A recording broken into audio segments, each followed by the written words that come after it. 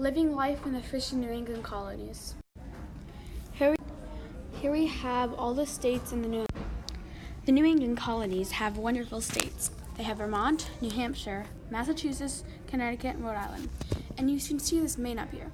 But Massachusetts and Maine are one combined. So basically, Maine is Massachusetts. So it's one big state. They had churches there, and they also had town meetings at the churches. Now here comes the resources. You're gonna love these. Ships were their capital resources.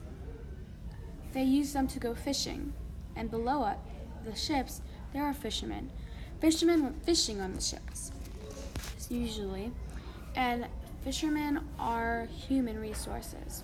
And then up above, to the right, Oh, I never seen you before. Wood. There's a lot of trees in the New England colonies. So that would be a natural resource. It's great for warm, cozy fires and also for warm, cozy homes. The climate there was very cold. They usually had lots of trees and there was snow on the ground and it was very frigid. The climate there was very cold. Do you see this man? Yeah, it's cold. Also, it's usually covered with snow, but it's sunny. Snow, but sunny. Very cold. Also called frigid.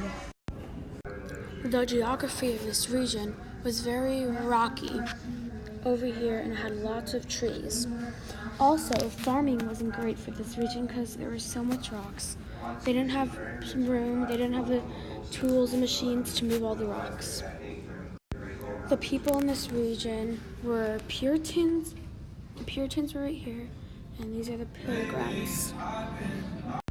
So come on down to this region, you'll have lots of fun, and there's lots of jobs to take to make good money.